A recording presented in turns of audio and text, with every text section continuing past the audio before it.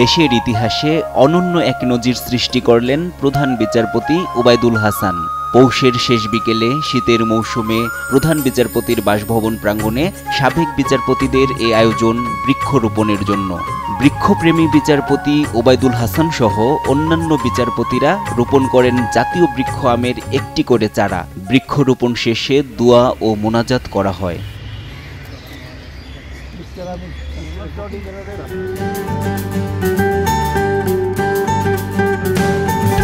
রোববার বিকেলে সাবেক 10 জন প্রধান বিচারপতিকে নিজের সরকারি বাসভবনে চা চক্রের আমন্ত্রণ জানান প্রধান বিচারপতি ওবায়দুল হাসান।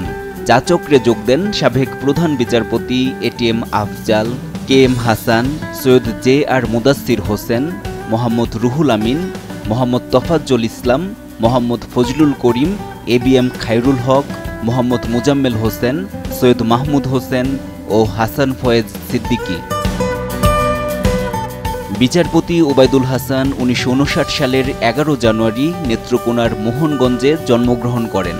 তার বাবা মরহুম ডাক্তার আলাকুল হোসাইন আহমেদ মুক্তিযুদ্ধের অন্যতম সংগঠক ছিলেন।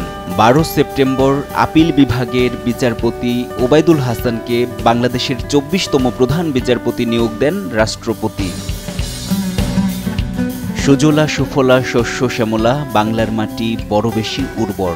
লাল সবুজের ফুলে ফুলে শোভিত অনিন্দ সুন্দর প্রধান বিচারপতির বাসভবন প্রাঙ্গণ যেন চিরচেনা গ্রামেরই রূপ, এক প্রকৃতি পল্লী।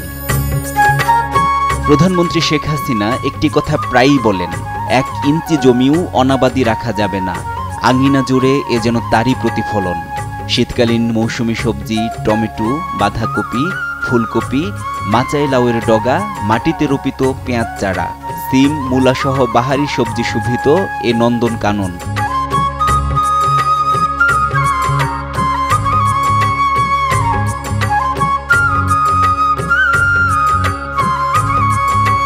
পরিবেশ সংরক্ষণে বৃক্ষরোপণের অবদান অনস্বীকার্য। সামাজিকভাবে বৃক্ষরোপণ কার্যক্রমে এভাবেই বাংলাদেশ সবুজময় হয়ে সেজে উঠবে, এমনটাই প্রত্যাশা সবার।